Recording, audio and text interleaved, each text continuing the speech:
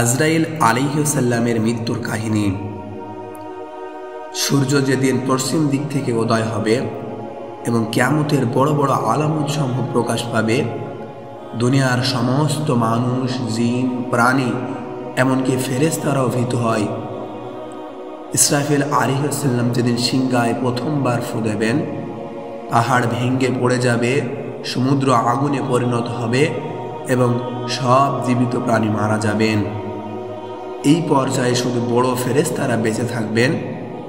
তারা হলো জিব্রাইল আলাইহিস সালাম, মিকাইল আলাইহিস সালাম, ইসরাফিল আলাইহিস সালাম এবং আজরাইল আলাইহিস সালাম। আল্লাহর হুকুম, আল্লাহ তাআলা বলেন, হে মৃত্যুর ফেরেশতা, প্রথমে মিকাইলের জান কবজ করো। আজরাইল আলাইহিস সালাম আল্লাহর হুকুমে মানেন। এরপর আল্লাহ বলেন, এবার জিব্রাইল আলাইহিস সালামের জান কবজ করো। আজরাইল আলাইহিস সালাম ভয়ে কাঁপতে থাকেন। জিব্রাইল আলাইহিস সালাম বলেন, হে আজরাইল, তুমি আমার প্রাণ নেবে? এত বছর সঙ্গ শেষ। আজরাইল আলাইহিস সালাম বলেন, হে আল্লাহর ফেরেশতারা, আমি বাধা, আল্লাহর হুকুম মানতেই হবে। একে একে ফেরেশতাদের মৃত্যু। মিকাইল আলাইহিস সালাম মারা যান, যিনি বৃষ্টি ও রিজিক দায়িত্ব ছিলেন। জিব্রাইল আলাইহিস সালামও মারা যান, ওহীর ফেরেশতা ছিলেন। ইসরাফিল আলাইহিস সালাম তিনিও মারা যান, যিনি সিংহাধারী ফেরেশতা। এখন শুধু আজরাইল আলাইহিস সালাম বেঁচে আছেন। অন্ধকার মহাবিশ্ব একা, চারদিক নীরব, আর তিনি নিজেই ভয়ে কাঁপছেন। আল্লাহর সাথে একান্ত মুহূর্ত। আল্লাহ তাআলা প্রশ্ন করেন, হে মৃত্যুর ফেরেশতা, আজ কি কেউ বাকি রইল? আজরাইল আলাইহিস সালাম বলেন, হে আমার রব, শুধু আমি বাকি আছি।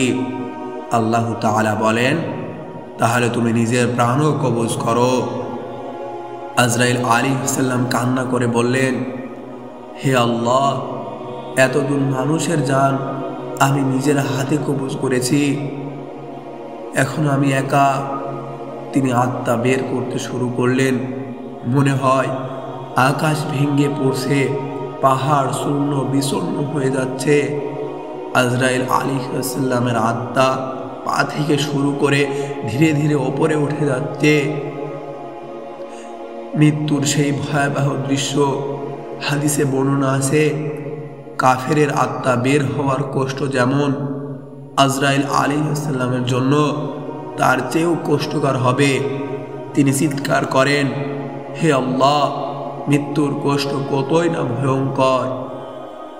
তার শরীর বিশাল পর্বতের মতো ছিল, আর সেই দেহ মাটিতে লুটিয়ে পড়ে। মৃত্যুর পর আসমান জমিন নীরব, কোনো প্রাণী বাকি নেই।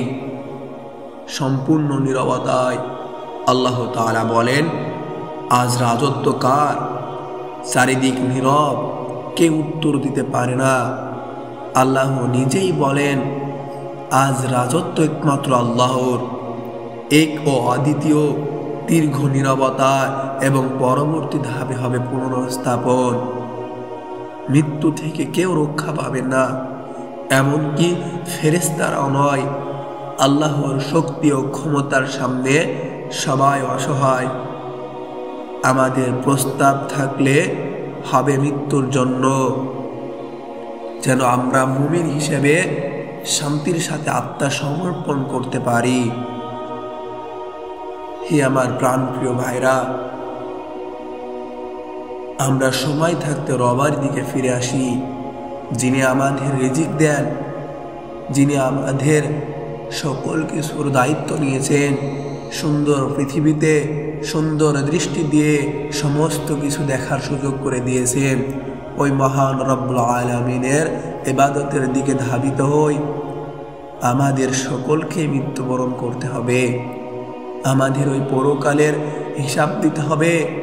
হে আমার ভাইরা, আমরা রবের দিকে ফিরে আসি, আমরা আল্লাহর ইবাদতের দিকে ফিরে আসি। হে রব্বুল আলামিন, আপনি আমাদের সকলকে মাফ করে দিন, আপনি আমাদের সকলকে ক্ষমা করে দিন এবং আমাদের দিনের ওপরে অটল রাখার তৌফিক দান করুন। আমিন।